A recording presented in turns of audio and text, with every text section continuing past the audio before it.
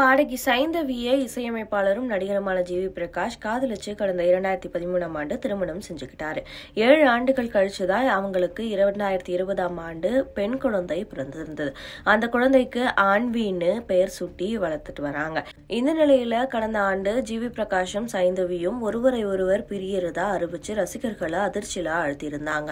Bachelor படத்துல நடிச்சதுல இருந்துதான் GV Prakash சரியில்லைன்னு திரும்பவும் கிங்ஸ்டன் படத்திலையும் அதே ஹீரோயினை ஜோடி ஆக்கியிருக்காரு. இவங்க வாழ்க்கையை கெடுத்ததே திவ்ய பாரதி தான் ஏகப்பட்ட ட்ரோல்கள் சோசியல் மீடியால புகஞ்சிட்டு வந்துட்டு இருக்கு. இந்த நிலையில முதல் முறையா இதை பத்தி நடிகை திவ்ய பாரதியே வெளிப்படையா பேசியிருக்கிறது ரசிகர்களை ஷாக் ஆக்கியிருக்கு. ஜிவி பிரகாஷ் குமார் ஹீரோவா நடிச்ச படங்கள்ல அவங்களுக்கு டார்லிங் படத்தை விட அதிக ரெஸ்பான்ஸ் ரசிகர்கள் மத்தியில கொடுத்த படம்னா அது பேச்சுலர் படம் தான். அந்த படத்தினுடைய டீசர் வெளியானப்பவே சர்ச்சைக்குரிய வசனங்கள் இடம்பெற்று ஒட்டுமொத்த ரசிகர்களுடைய கவனத்தையும் கவர்ந்திருந்தது. அந்த படத்துல ஹீரோயினா அறிமுகமானவங்க தான் நடிகை திவ்ய பாரதி.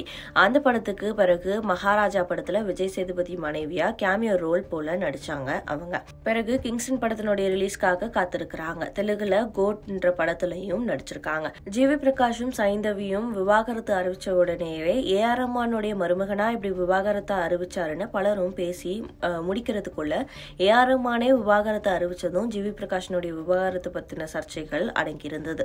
விவாகரத்துக்கு பிறகு திரும்பவும் ஜிவி பிரகாஷ் மற்றும் சைந்தவி இணைஞ்சு கச்சேரிகளை நடத்துறத பாக்குறதுக்கே ரொம்ப ஹாப்பியா இருக்கு.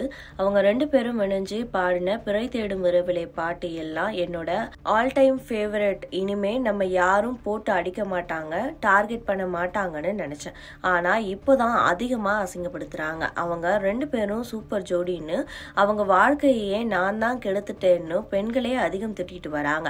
அதையெல்லாம் கேட்கும் போது படிக்கும் போதும் எந்த ஒரு ரிப்ளையும் பண்ணாம கடந்து போயிட்டு வந்துகிட்டு இருக்கேன்னு திவ்ய பாரதி வெளிப்படையா பேசியிருக்காங்க. 33 வயது ஆகக்கூடிய நடிகை திவ்ய பாரதி தமிழ் சினிமாவில் ஒரு சில படங்கள்ல மட்டுமே நடிச்சிருந்தாலும் இன்ஸ்டாகிராம் மூலமா ஏகப்பட்ட ரசிகர்களுக்கு நல்லாவே பரிச்சயமானவங்க தான். அவங்க இன்ஸ்டாகிராம்ல பதிவிடக்கூடிய போட்டோக்களுக்கு ரசிகர்கள் அதிக அளவுல லைக்க குவிச்சிட்டு வருவாங்க. அதே போல இந்த மாதிரி நெகட்டிவ் கமெண்ட்டுகளும் அவங்கள தொலை செஞ்சாலுமே அதையெல்லாம் கடந்துட்டு போறதா சொல்லியிருக்காங்க.